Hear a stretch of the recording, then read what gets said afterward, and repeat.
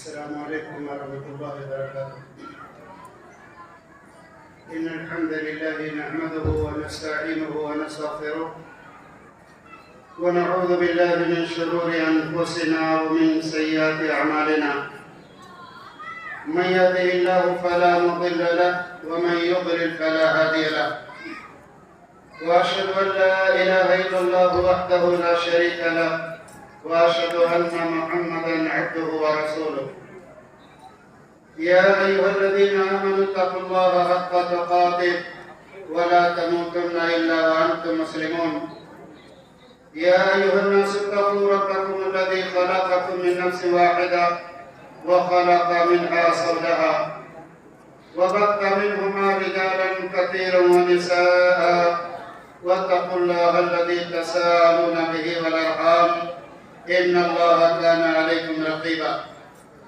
يا أيها الذين آمنوا اتقوا الله وقولوا قولا سديدا يصلح لكم أعمالكم ويغفر لكم ذنوبكم ومن يطع الله ورسوله فقد فاز فوزا عظيما. أما بعد فإن خير الحديث كتاب الله وخير الهدي هدي محمد صلى الله عليه وسلم وشر الأمور محدثاتها وكل محدثة بدعة وكل بدعة ضلالة وكل ضلالة في النار. أعوذ بالله السميع العليم من الشيطان الرجيم. بسم الله الرحمن الرحيم. ولا تبرجنا تبرج الجاهلية الأولى وأقمنا الصلاة وأعطينا الزكاة. وقال النبي صلى الله عليه وسلم المرأة عورة فإذا خرجت استشرفها الشيطان وإنها لا تكون أقرب إلى الله منها في قار بيتها. صحيح الترغیب للألبانی. محترم صدر اجلاس فضیلت الشیخ محمد ابراہیم مدنی حفظہ اللہ، ناظم اجلاس مولانا فخر الدین ریاضی حفظہ اللہ، دیگر اسٹیج پر جلوہ فروز علماء کرام، بزرگوں، نوجوانوں، عزیز بچوں اور پردے کی آنکھ سے آواز سننے والی میری ماں و بہنوں، حمد و ثنا کے بعد جو بات مجھے پیش کرنی ہے آپ نے سن ہی لیا ہے کہ میرا موضوع پردہ ہے۔ چند نکات کی جانب میں پہلے رہنمائی کر دوں جو باتیں مجھے پیش کرنی ہیں۔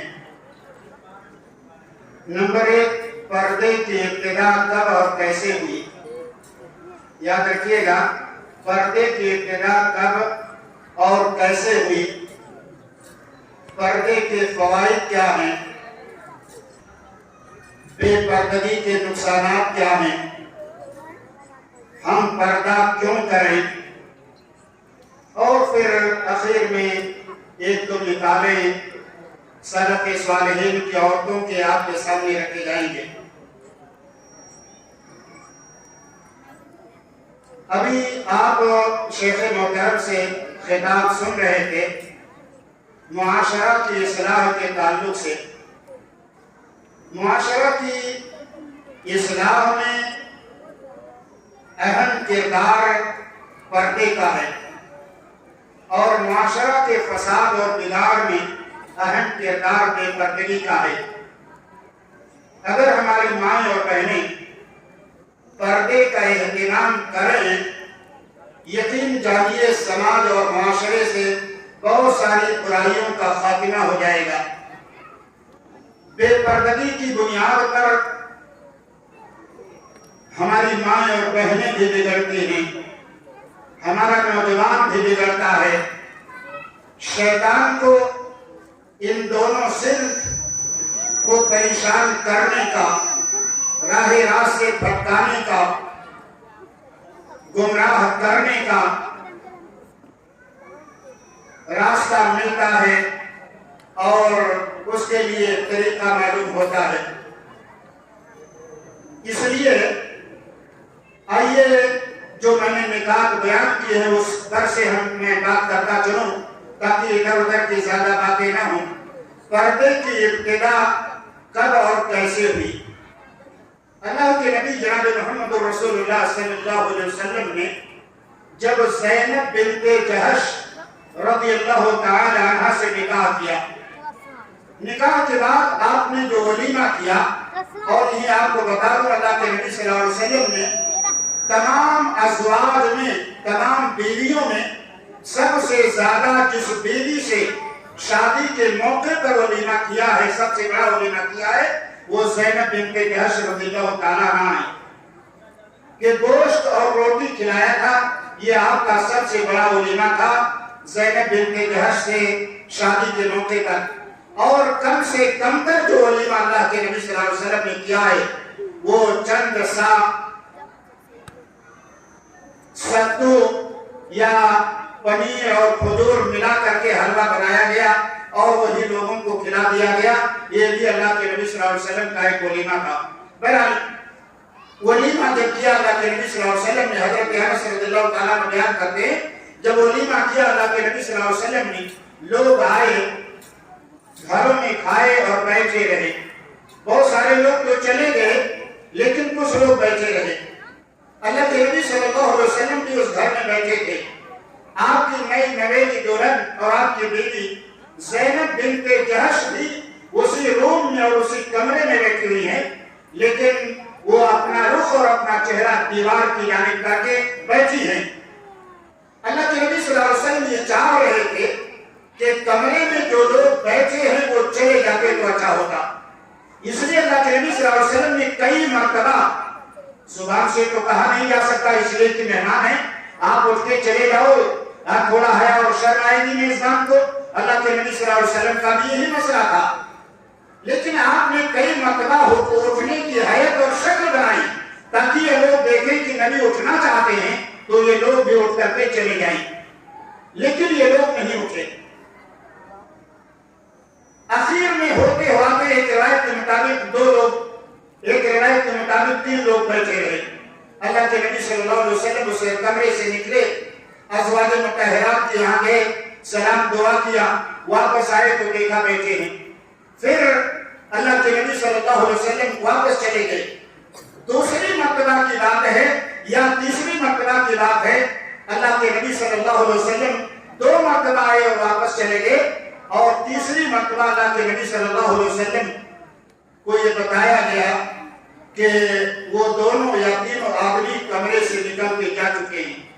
حضرت انس رضی اللہ تعالیٰ عنہ کہتے ہیں کہ اللہ کے نبی صلی اللہ علیہ وسلم کے پیچھے پیچھے بیٹھا، آپ نے اپنی کمرے میں جب ایک قدم رکھا، ایک قدم باہر ہے اور ایک قدم اندر، آیت حجاب نازل ہو گئی، پردے کی آیت نازل ہو گئی، یا ایھا الذین آمنوا لا تدخلوا بیوت النبی الا ان یؤذن لکم الی طعام غیر ناظرین اناء۔ آیت حجاب نازل ہو گئی، پردے کا حکم نازل ہو گیا۔ حضرت انس رضی اللہ تعالیٰ عنہ کہتے ہیں کہ میں باہر تھا، اللہ کے نبی صلی اللہ علیہ وسلم نے کمرے کے دروازے پر پردہ لٹکا دیا اور میں اندر داخل نہیں ہوا۔ یہ ایک واقعہ ہے۔ ایک دوسرا واقعہ سے بخاری ہی کا ہے کہ حضرت عمر رضی اللہ تعالیٰ عنہ جن کے بارے میں یہ آتا ہے کہ اللہ تعالیٰ نے حضرت عمر رضی اللہ تعالیٰ عنہ کے کئی باتوں کی تائید کی ہے۔ خود حضرت عمر رضی اللہ تعالیٰ عنہ کا بیان ہے صحیح بخاری کے اندر، وافقنی ربی فی ثلاث او وافقت ربی فی ثلاث، میرے رب نے میری موافقت کی 3 باتوں میں، یا یہ کہا میں نے اپنے رب کی موافقت کی 3 باتوں میں، انہی باتوں میں سے ایک بات یہ بھی تھی، حضرت عمر رضی اللہ تعالیٰ عنہ نے اللہ کے نبی صلی اللہ علیہ وسلم سے فرمایا کہ آپ اپنی بیویوں کو پردے کا حکم دے دیں۔ ابھی پردے کا حکم نازل نہیں ہوا ہے۔ حضرت عمر رضی اللہ تعالیٰ عنہ نے مشورہ دیا اللہ کے نبی صلی اللہ علیہ وسلم کو، آپ اپنی بیویوں کو پردے کا حکم دیں، اس لیے کہ آپ کے پاس اچھے لوگ بھی آتے ہیں، برے لوگ بھی آتے ہیں۔ حضرت عمر رضی اللہ تعالیٰ عنہ نے یہ بات تو کہی، لیکن ظاہر بات ہے اللہ کے نبی صلی اللہ علیہ وسلم کسی صحابی، کسی ساتھی، کسی اور فرد کے کہنے کی بنیاد پر کوئی حکم نافذ نہیں کر سکتے تھے۔ اس لیے کہ آپ تو وحی الہی کے پابند تھے. ما ينطق عن الهوى ان هو الا وحی یوحی. اللہ کے نبی صلی اللہ علیہ وسلم شرعی معاملے میں جو کچھ وہ بولتے تھے وہ آپ کی بات بھی ہوتی تھی, رب کائنات کی بات ہوتی تھی.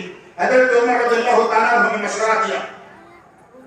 اسی درمیان کی بات ہے, حضرت سودا رضی اللہ تعالیٰ عنہ جن کا قد کافی لمبا تھا, ایک دن رات میں وہ قضائے حاجت کے لیے نکلی, اور خود عورتوں کا بیان ہے. حضرت عائشہ رضی اللہ تعالیٰ عنہ کا بیان آج ابھی پڑھا تھا صحیح بخاری میں, واقعی اس کے تعلق سے حضرت عائشہ کہتی ہیں کہ ہم عورتوں کا طریقہ قضائے حاجت کے تعلق سے رات ہی میں نکلنا تھا. جیسے ہمارے یہاں سماج اور معاشرے میں یہ بیت الخلا پائخانہ گھر کے گھروں میں نہیں بنے ہوتے تھے, عورتیں شام کے وقت اور صبح اندھیرے ہی میں نکلا کرتی تھی, اور آج بھی نکلتی ہیں. یہی طریقہ اللہ کے نبی صلی اللہ علیہ وسلم کے دور میں ابتدا میں تھا جب وہ بیت الخلا بنے نہیں تھے, اور آپ کی بعثت سے پہلے بھی یہی طریقہ تھا. حضرت سودا رضی اللہ تعالیٰ عنہ نکلی, پردہ ضرور کیا تھا, اپنا بدن ڈھانپے ہوئے تھی. حضرت عمر رضی اللہ تعالیٰ عنہ نے کہا, اے سودا تم ہمارے اوپر اپنے آپ کو چھپا نہیں سکتی ہو. محدثین کہتے ہیں حضرت عمر رضی اللہ تعالیٰ عنہ نے یہ جملہ جسے حیرت میں اجتماع اسلامت میں کہا کہ اللہ تعالیٰ پردے کا حکم نازل کر دے, یہ اصل مقصد تھا ان کا اس جملے کے کہنے کا. جیسے حضرت عمر رضی اللہ تعالیٰ عنہ نے یہ جملہ کہا, حضرت سودا رضی اللہ تعالیٰ عنہ وہیں سے واپس ہو گئی. حضرت عائشہ رضی اللہ تعالیٰ عنہ کہتی ہیں اللہ کے نبی صلی اللہ علیہ وسلم میرے کمرے میں تھے, کھانا کھا رہے تھے, ہڈی والا گوشت آپ کے ہاتھ میں تھا اور آپ اسے زبان سے نوچ کر کے کھا رہے تھے. حضرت سودا رضی اللہ تعالیٰ عنہ آئی اور نبی کائنات صلی اللہ علیہ وسلم سے کہا کہ حضرت عمر نے ایسا کہا ہے, میں جا رہی تھی. حضرت عائشہ رضی اللہ تعالیٰ عنہ کہتی ہیں یہ بات چل ہی رہی تھی کہ اسی درمیان وحی الہی نازل ہوئی, اور یہ حکم آیا ہے نبی کائنات جناب محمد رسول اللہ صلی اللہ علیہ وسلم پر کہ عورتیں پردہ کریں, لیکن باہر نکل سکتی ہیں, لیکن نکلنا بھی پردے کے ساتھ ہو, نکلنا بھی پردے کے ساتھ ہو. حضرت سودا رضی اللہ تعالیٰ عنہ کو اللہ کے نبی صلی اللہ علیہ وسلم نے وحی الہی والی یہ بات بتائی. یہ دو واقعے ہیں. بعض نے کہا پردے کا جو حکم آیا زینب بنت جحش رضی اللہ تعالیٰ عنہ کے واقعے سے کے تعلق سے آیا. کچھ لوگ کہتے ہیں حضرت عمر رضی اللہ تعالیٰ عنہ نے جو یہ بات کہی اور آپ چاہ رہے تھے, اس بنیاد پر پردے کا حکم آیا. سبب نزول یہ واقعہ ہے, لیکن بعض لوگوں نے تطبیق دی ہے, یہ کہا ہے ہو سکتا ہے یہ دونوں بات قریب قریب دور کی, قریب قریب وقت کی ہو, اور دونوں کے تعلق سے ایک ساتھ پردے کا حکم اور پردے کی آیت نازل ہوئی ہو. بہرحال یہ پردے کے آیت کی اور پردے کے حکم کی ابتدا ہے. اللہ کے نبی جناب محمد رسول اللہ صلی اللہ علیہ وسلم پر اور بہت ساری آیات نازل ہوئی. بہت ساری آیات ہیں, سب کو تو سنا نہیں سکتا, لیکن چند آیات آپ سن لیں. اللہ تعالیٰ نے نبی کائنات جناب محمد رسول اللہ صلی اللہ علیہ وسلم کو مخاطب کر کے سب سے پہلے جو حکم دیا کہ آپ اپنی بیویوں کو اور آپ اپنی بیٹیوں کو پردہ کروائیں. اس کے بعد مومن عورتوں کا ذکر آیا, یا ایھا النبی قل لازواجک وبناتک ونساء المؤمنین. اے نبی آپ اپنی بیویوں سے, اپنی بیٹیوں سے اور مومنہ عورتوں سے کیا کہیں, یدنین علیہن من جلابیبہن, کہ اپنے بدن پر اپنی چادر ڈالے رہا کریں, اپنے بدن پر اپنی چادر ڈالے رہا کریں, یعنی پردہ کریں. آپ اپنی بیویوں کو حکم دیں, آپ اپنی بیٹیوں کو اس بات کا حکم دیں, آپ مومنہ عورتوں کو اس بات کا حکم دیں. اسی طرح سے قرآن مجید کی آیت کریمہ نازل ہوئی عورتوں کے تعلق سے. خود اللہ تعالیٰ نے عورتوں کو مخاطب نہیں کیا, نبی کائنات صلی اللہ علیہ وسلم کو مخاطب کر کے کہا آپ کہیے ان عورتوں سے. کیا حکم تھا؟ قل للمؤمنات یغضضن من ابصارہن ویحفظن فروجہن. اے نبی صلی اللہ علیہ وسلم آپ مومنہ عورتوں سے کہیے کہ جب راستہ چلیں تو اپنی نگاہ جھکا کے چلیں, اپنی نگاہ جھکا کے چلیں. ویحفظن فروجہن, اور نگاہوں کی حفاظت کریں، یہ آیت نازل ہوئی۔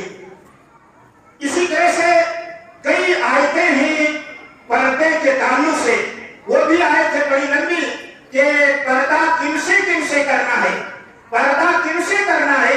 ایک جملے میں آپ جان لیجئے، پردہ ان سے کرنا ہے ہماری ماں اور بہنوں کو جن سے ان کی شادی جائز ہے، جن سے ان کی شادی جائز اور درست ہے، ایسے تمام لوگوں سے ہماری ماں اور بہنوں کو پردہ کرنا ہے۔ اب یہ تفصیل ہے، نام کس کا محلوں گا، یہ فلاں ہے، یہ فلاں ہے، یہ فلاں ہے، یہ فلاں، بس یہی ایک جملے میں جانیے، جس سے اور مرد سے ایک عورت کی شادی جائز اور درست ہے، ایسے تمام مردوں سے اس عورت کو پردہ کرنا ہے، اپنے آپ کو چھپانا ہے، اس سے اپنے آپ کو دور رکھنا ہے۔ یہی نہیں بلکہ ایسے مرد سے بات کرنے سے بھی پرہیز کرنا ہے، اس کے پاس جانا تو دور کی بات ہے، خلوت اور تنہائی میں رہنا تو دور کی بات ہے، اس کے ساتھ سفر کرنا تو دور کی بات ہے۔ بات کرنا بھی ایسے مرد سے ایک عورت کے لیے ناجائز ہے۔ ہاں ضرورت پڑ جائے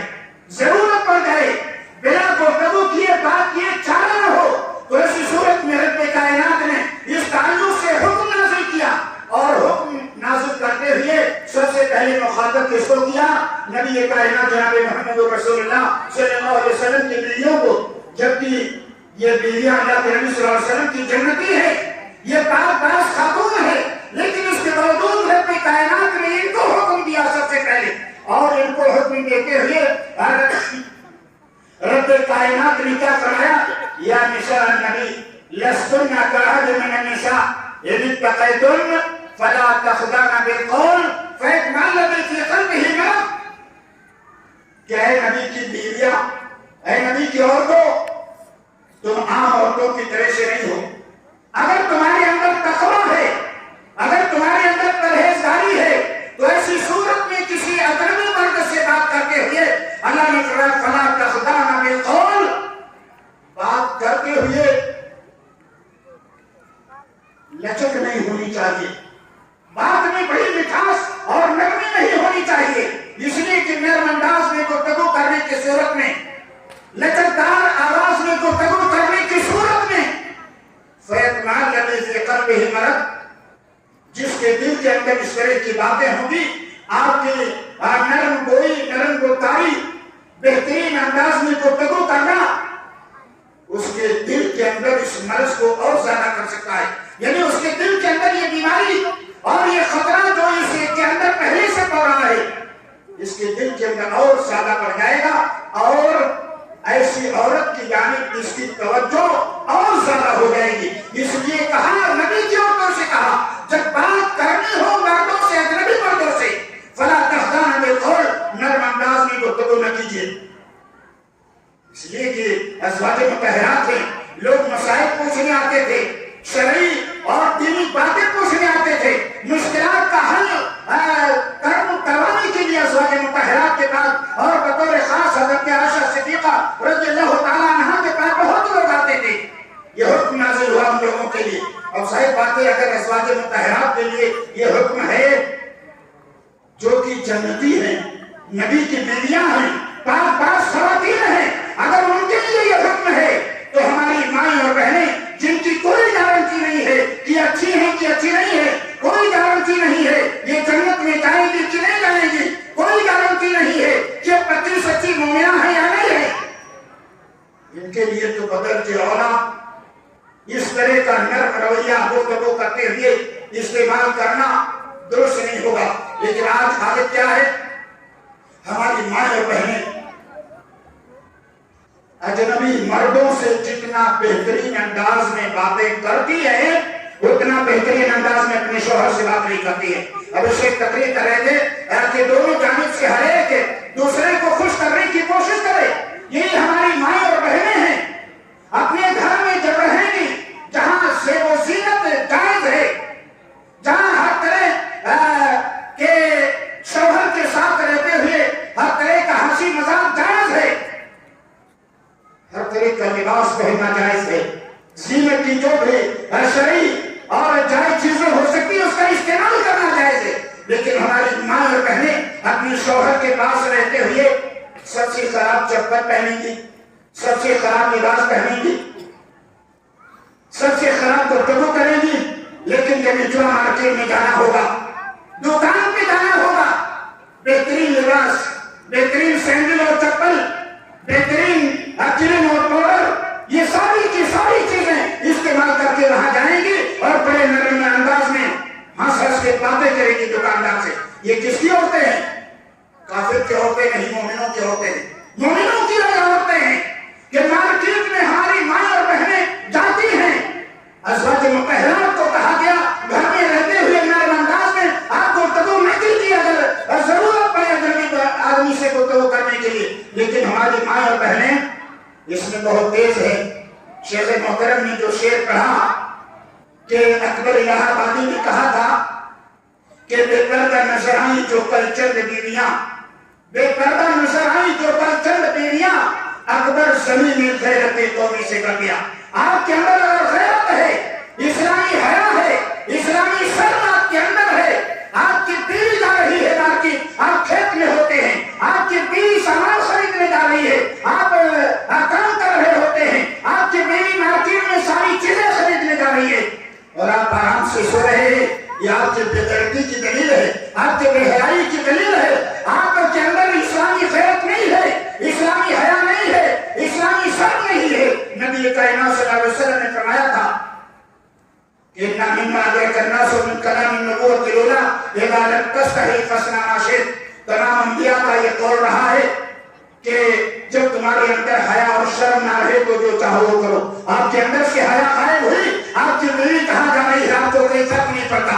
आपके अंदर से शर्म गायब हुई, इस्लामी गैरत गायब हुई, आपकी बेटी कहाँ जा रही है, आपकी बहन कहाँ जा रही है, आपकी बीवी कहाँ जा रही है, आपकी माँ कहाँ जा रही है, आपको कोई फर्क नहीं पड़ता है, इसलिए कि आपकी गैरत न चुकी है। तो अकबर इलाहाबादी ने कहा कि बेपर्दा नजर आई जो कल चंद बीवियां, अकबर सभी ने गैरत कौमी से कर गया। पूछा जो उनसे आपका वो पर्दा क्या हुआ, पूछा जो उनसे आपका वो पर्दा क्या हुआ, जो पर्दा आपको इस्लाम ने दिया था, जिस पर्दे को देकर के इस्लाम ने आपकी इसे इस्मत की और इज्जत की हिफाजत की थी, जिस पर्दे को देकर के इस्लाम ने आपको मार्केट में बिकने से और खरीदने जाने से रोका था, जिस पर्दे को देकर के इस्लाम ने आपकी शरीयत के अंदर चार चांद लगाए थे, जिस पर्दे को देकर के शरीयत मुतहहरा ने आपके हर हया और शर्म के अंदर इजाफा किया था, वो पर्दा आपका कहा गया। और ज़ुबानी खाल से तो नहीं, लेकिन अपनी हालत से वो बयान करती है। क्या बयान करती है? पूछा जो उनसे आपका वो पर्दा क्या हुआ, कहने लगी कि आखिर पे मर्दों के पड़ गया, कहने लगी कि आखिर पे मर्दों के पड़ गया। एक आदमी नाबीना है, नाबीना है, उसकी बेटी कहे अबू मैं घर में रहती हूँ, ये कहते चली जाए बाहर, नाबीना है उसे तो दिखाई नहीं देता, धोखा दे सकती है कि नहीं? ऐसे ही आपकी आंखों पर जब पर्दा पड़ गया है, आपकी बीवी, आपकी बेटी, आपकी बहन कैसी चलती है, कहाँ चल के जाती है, किससे बात करती है, क्या पहनती है, कोई फर्क आप पे नहीं पड़ता, इसलिए कि आपके दिल पर बेगैरती का पर्दा पड़ चुका है, आपके दिल पर खिलाफ पड़ चुका है बेपर्दगी का, इसलिए आपको कोई फर्क नहीं पड़ता है कि हमारी बीवी कैसे, हमारी बेटी कैसे, हमारी बहन कैसे जाती है, कहाँ जाती है, किससे मिलती है, किससे गुफ्तगू करती है। बहरहाल पर्दा के फवाइद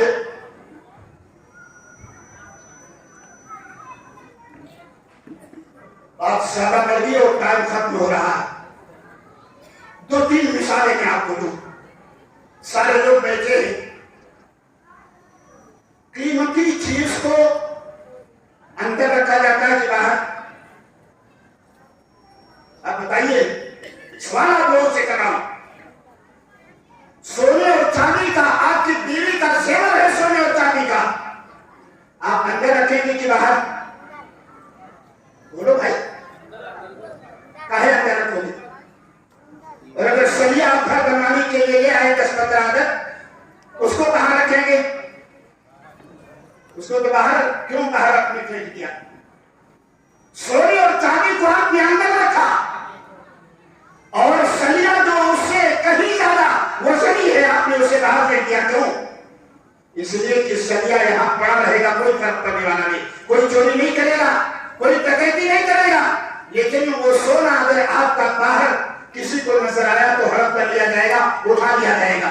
اس لیے پتہ نہیں چلا قیمتی چیز زیادہ اہمیت رکھتی ہے, اور قیمتی چیز کی حفاظت ہر آدمی کرتا ہے, چاہے عالم ہو یا کہیں پڑھا لکھا ہو یا کیسا بھی ہو. قیمتی چیز کی حفاظت اس کی فطری چیز ہے, اور اسلام میں سب سے قیمتی ہے. یہ پتا ہے آپ لوگوں کو کہ نہیں؟ ابھی آپ نے شیخ محترم سے وہ حدیث سنی, وہ حدیث بھی میں سنا دیتا ہوں. میں سن رہا تھا کہ الدنیا کلھا متاع وخیر متاع الدنیا المرأۃ الصالحہ. اللہ کے نبی صلی اللہ علیہ وسلم نے فرمایا کائنات کی سب سے بہترین چیز, سب سے قیمتی متاع, سب سے قیمتی سامان کائنات کی ایک مرد کے لیے کیا ہے؟ عورت ہے. عورت ہے. اللہ کے نبی صلی اللہ علیہ وسلم کی دو روایتیں ایک کے بعد دیکھ رہے ہیں. عورتوں کی قیمت بتا دو. اللہ کے نبی صلی اللہ علیہ وسلم نے فرمایا حبب الیہ من دنیاکم النساء, کی تمہاری دنیا کی دو چیزیں میرے نزدیک محبوب بنا دی گئی, ایک عورت ہے اور دوسری خوشبو. گویا نبی کائنات کی نگاہ میں عورت کا مقام بہت بڑا ہے. عمر بن عاص رضی اللہ تعالیٰ عنہ کا ایک واقعہ آپ جلدی اشارے سے بتا دو. عمر بن عاص رضی اللہ تعالیٰ عنہ ایک جنگ میں گئے. ابو بکر عمر بھی غالباً اس میں لشکر میں تھے, لیکن قائد عمر بن عاص رضی اللہ تعالیٰ عنہ تھے. عمر بن عاص رضی اللہ تعالیٰ عنہ نے یہ سوچا کہ مجھے قائد بنایا گیا اس لشکر کا جس میں ابو بکر و عمر بھی ہیں. ایسا لگتا ہے میرا مقام نبی کی نگاہ میں دونوں سے بڑا ہے. آئے واپس لشکر آیا, اللہ کے نبی صلی اللہ علیہ وسلم کی خدمت میں حاضری دی. اللہ کے نبی سے پوچھا من احب الناس الیک یا رسول اللہ. اللہ کے نبی آپ کی نگاہ میں سب سے محبوب کون ہے؟ سب سے محبوب کون ہے؟ آپ نے فرمایا ابو بکر. عائشہ فرمایا, عائشہ میری نگاہ میں سب سے زیادہ محبوب ہے. عمر بن عاص کہتے ہیں وہ من الرجال, مردوں میں سے, قال ابوها یعنی ابو بکر, عائشہ کے ابا ابو بکر. پھر میں نے پوچھا کون؟ کہا عمر. عمر بن عاص کہتے ہیں فسکت مخافۃ ان یجعلنی فی آخرہم, میں نے اس ڈر سے سوال کرنا ہی بند کر دیا کہیں ایسا نہ ہو تمام صحابہ میں میرا نام سب سے آخر میں آئے. بتانا یہ تھا کہ اللہ کی نگاہ میں سب سے زیادہ محبوب عائشہ ہے. عائشہ مرد ہے کیوں؟ عورت ہے. اللہ کے نبی صلی اللہ علیہ وسلم کی نگاہ میں عورت سب سے محبوب تھی. جب سب سے محبوب یہ ہے, اللہ کے نبی نے بھی کائنات کے لیے کہا, کائنات کے تمام مردوں کے لیے کہا خیر متاع الدنیا المرأۃ الصالحہ, کائنات کی سب سے بہترین دولت ہے نیک عورت ہے. تو جب سب سے قیمتی ہے تو اسے اندر نہ رکھا جائے, باہر رکھا جائے. ظاہر بات ہے قیمتی سامان ہے, قیمتی سامان کی ہم حفاظت کرنے کے لیے اندر رکھتے ہیں. اگر شریعت نے اس کو سب سے قیمتی دولت کہا ہے, سب سے قیمتی سامان کہا ہے, تو اس لائق سے کسی اندر رکھا جائے. اسی لیے تو رب نے فرمایا ان عورتوں کو مخاطب کر کے وقرن فی بیوتکن, اے میری بندیوں تم اپنے گھروں کو لازم پکڑو, گھروں کے اندر رہو, باہر نہ نکلو. ولا تبرجن تبرج الجاہلیۃ الاولیٰ, زمانے جاہلیت کی عورتوں کی طرح سے ادھر ادھر روڈ شو کرنا, ادھر ادھر اسٹیج کی پری بننا, ادھر ادھر مارکیٹ کا خریدار بننا, یہ سب تمہارا کام نہیں ہے. گھروں میں لازم پکڑو. ایک دوسری بات, تقریباً ہر ایک کے پاس بائک ہوگی نا, چار پہیا کی گاڑی بھی کچھ لوگوں کے پاس ہوگی. آپ جب گاڑی خرید کے لاتے ہیں, باہر جب کھڑی کرتے ہیں, کھڑی کرنے کے بعد کچھ کرتے ہیں کہ نہیں کرتے ہیں؟ بتائیے کیا کرتے ہیں؟ اس پہ پردہ ڈالتے ہیں. کیوں پردہ ڈالتے ہیں؟ کہیں کوئی لڑکا پتھر یا ڈھیلا لے کر کے آئے اور خراش نہ کر دے. ایسے ہی نہیں ہے. ایک گاڑی آپ لائے ہیں, اس کو پردہ پہنا رہے ہیں, اس کا پردہ کر رہے ہیں تاکہ کسی طرح کا خروج اس پہ نہ آئے, کسی طرح کی لکیر اس پہ نہ آئے. اگر یہ قیمتی متاع ہے عورت, آپ باہر سے ڈال دیں گے تو اس پہ لکیر آ سکتی ہے کہ نہیں آ سکتی ہے؟ جیسے لڑکا آپ کی گاڑی پہ لکیر لگاتا ہے، ایسے ہی اس عورت پہ شیطان لکیر لگا سکتا ہے، شیطان لکیر لگا سکتا ہے، شیطان اسے عیبدار بنا سکتا ہے۔ اور یہی تو نبی کائنات جناب محمد رسول اللہ صلی اللہ علیہ وسلم نے فرمایا المرأۃ عورہ، المرأۃ عورہ، عورت چھپانے کی چیز ہے، عورت چھپانے کی چیز ہے۔ فَإِذَا خَرَجَتْ اسْتَشْرَفَهَا الشَّيْطَانُ، جب یہ عورت گھر کے باہر نکلتی ہے، راستے میں چلتی ہے تو شیطان جھانکتا ہے۔ کیا مطلب شیطان سے وہی ابلیس؟ نہیں، شیطان سے خالی ابلیس مراد نہیں ہے۔ جناتوں میں سے جو شیطان ہیں وہ بھی جاتے ہیں، انسانوں میں سے جو شیطان ہے وہ بھی جاتے ہیں۔ آپ بتائیے کتنے لوگ بیٹھے ہیں؟ میں آپ کی زبان سے سننا نہیں چاہتا، لیکن اپنے دل میں سوچ کے آپ خود جواب دے لیجیے، اپنے آپ کو جواب دے لیجیے۔ کیا خوبصورت لڑکی پنسر کے روڈ پہ راستے پہ چلتی ہے، کیا یہ ہمارا نوجوان یا ہمارے مرد اس کی جانب بار بار گھور کر دیکھتے ہیں کہ نہیں دیکھتے؟ یہ کیا ہے؟ اللہ کے نبی صلی اللہ علیہ وسلم نے فرمایا استشرفها الشیطان، شیطان اس کی جانب جھانکتا ہے اور دیکھتا ہے، اور شیطان جھانک کر کے اوپر گویا خروش لگاتا ہے، اوپر نکیر لگاتا ہے، اسے عیبدار بناتا ہے۔ یہ شیطان چاہے وہ جناتی شیطان ہو یا انسانی شیطان ہو، جھانک کر کے اس کی جانب دیکھ کر کے طرح طرح کی حرکتیں کر کے اسے عیبدار بنانے کی کوشش کرتا ہے۔ اللہ کے نبی نے آگے کیا فرمایا؟ وَإِنَّهَا لَا تَكُونُ أَقْرَبَ إِلَى اللَّهِ مِنْهَا فِي قَعْرِ بَيْتِهَا، یہ عورت اللہ کے نزدیک زیادہ قریب ہوتی ہے۔ اللہ کے زیادہ قریب یہ عورت کب ہوتی ہے؟ جب اپنے گھر کے سب سے اندر والے کونے میں رہتی ہے، گھر کے سب سے اندر والے حصے میں جب یہ عورت اپنے آپ کو پھیلا لیتی ہے۔ اللہ کے نبی صلی اللہ علیہ وسلم نے فرمایا ایسی بندی اللہ کو محبوب ہوتی ہے، اور ایسی بندی اللہ کے نزدیک سب سے زیادہ قریب ہوتی ہے۔ معنی کہ سب سے اندر رہے گی، اللہ کے سب سے قریب رہے گی، اگر باہر نکل آئی تو اللہ سے دور ہو جائے گی، باہر نکل آئی تو اللہ سے دور ہو جائے گی۔ اسی طرح سے پردہ کیوں؟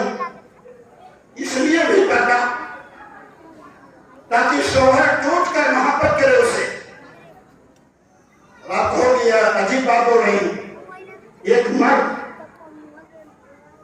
روڈ پہ چلتا ہے، بہت ساری عورتوں پر اس کی نگاہ پڑتی ہے، بہت ساری عورتیں اس کے سامنے آتی ہیں جو اس کی بیوی سے زیادہ خوبصورت ہوتی ہیں۔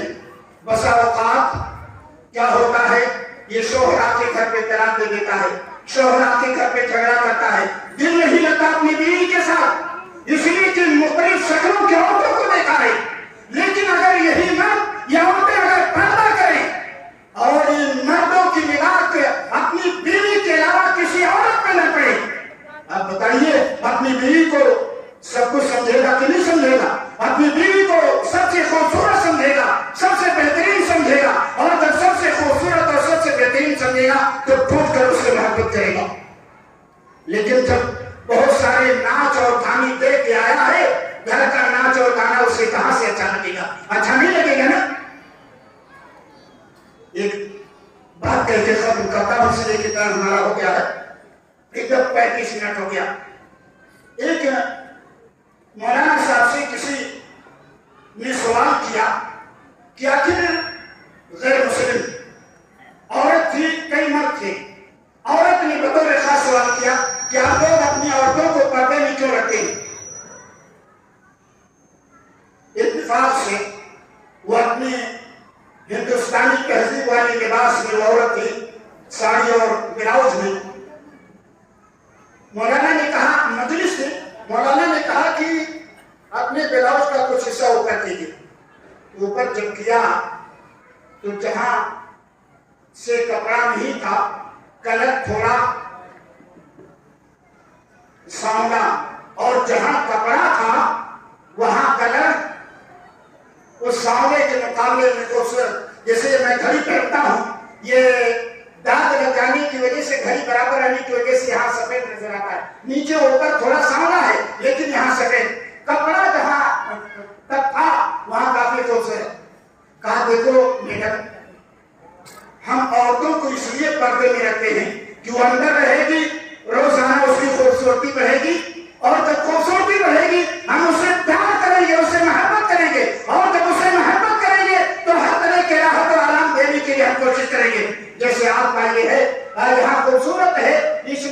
پردے میں ہے، کپڑے کے اندر ہے، اس لیے یہ زیادہ سفید ہے بنسبت اسے جگہ کے جو جگہ خالی ہے جہاں پردہ اور جہاں کپڑا نہیں ہے۔ تو آخر میں چلتے چلتے میں اپنی ماں اور بہنوں سے کہنا چاہوں گا کہ آپ پردہ ایک تو اس لیے کریں کہ اللہ نے آپ کو پردہ کرنے کا حکم دیا ہے، نبی کائنات صلی اللہ علیہ وسلم نے پردہ کرنے کا حکم دیا ہے۔ دوسرے اس لیے پردہ کرے تاکہ آپ کا شوہر آپ سے ٹوٹ کر محبت کرے۔ تیسرے اس لیے پردہ کرے تاکہ آپ کی عصمت کی حفاظت رہے۔ اس لیے بھی پردہ کریں تاکہ آپ کی غیرت پر کسی طرح کی آنچ نہ آئے، کسی طرح کا ٹھیس نہ لگے، آپ کو داغدار کرنے کا کسی کو موقع نہ ملے۔ اس لیے آپ پردہ کیجیے، اور جب نکلنا ہو تو بہترین پردے کے ساتھ نکلیے۔ بہترین پردے سے مراد آج ہمارے ماں اور بہنوں کا موقع نہیں ہے۔ ایک ہے حجاب، ایک ہے لباس۔ لباس زینت کی چیز ہے اور حجاب زینت کو چھپانے کے لیے۔ جو چیز زینت کو چھپائے وہ حجاب ہے، اور جو زینت بخشے وہ لباس ہے۔ لیکن آج ہماری ماں اور بہنوں کا حجاب جو ہے لباس سے کہیں زیادہ خوبصورت۔ بسا اوقات اندر کا کپڑا خراب ہوتا ہے لیکن اوپر جو نقاب کی شکل میں ہے، حجاب جسے ہم کہہ رہے ہیں، یہ حجاب اس لباس سے کہیں زیادہ خوبصورت ہوگا۔ یہ حجاب خوبصورت نہیں ہونا چاہیے، یہ حجاب منقش نہیں ہونا چاہیے، بیل گھوٹے والا نہیں ہونا چاہیے، یہ حجاب اتنا باریک نہیں ہونا چاہیے کہ اندر کا لباس دکھائی دے، یہ حجاب اتنا چست نہیں ہونا چاہیے کہ بدن کا اتار چڑھاؤ ظاہر ہو، یہ حجاب اتنا چھوٹا نہیں ہونا چاہیے کہ آپ کا قدم دکھائی دے، یہ حجاب ایسا نہیں ہونا چاہیے جو مردوں کے لباس کے مشابہ ہو، یہ حجاب ایسا نہیں ہونا چاہیے ہماری ماں اور بہنوں کا جو غیروں کے لباس، غیر عورتوں کے لباس کے مشابہ ہو۔ اللہ رب العالمین سے دعا ہے کہ اللہ رب العالمین ہماری ماں اور بہنوں کو کہی ہوئی باتوں پر عمل کرنے کی توفیق عطا فرمائے، اور ہمیں سب سے پہلے اپنے گھر میں عمل کروانے کی توفیق دے، اور پھر آپ سبھی حضرات کو اپنے اپنے گھروں میں ان کہی ہوئی نصیحتوں پر عمل کروانے کی توفیق دے، تاکہ آپ کی غیرت بھی بیدار ہو، آپ کی بیوی اور آپ کے گھر کی تمام عورتوں کی بھی غیرت بیدار ہو۔ اقول قولی ھذا واستغفر اللہ لی ولکم ولسائر المسلمین من کل ذنب فاستغفروہ انہ ھو الغفور الرحیم، وصلی اللہ تعالی علی نبینا محمد وعلی آلہ وصحبہ اجمعین برحمتک یا ارحم الراحمین۔ والسلام علیکم ورحمۃ اللہ وبرکاتہ۔ وعلیکم السلام ورحمۃ اللہ۔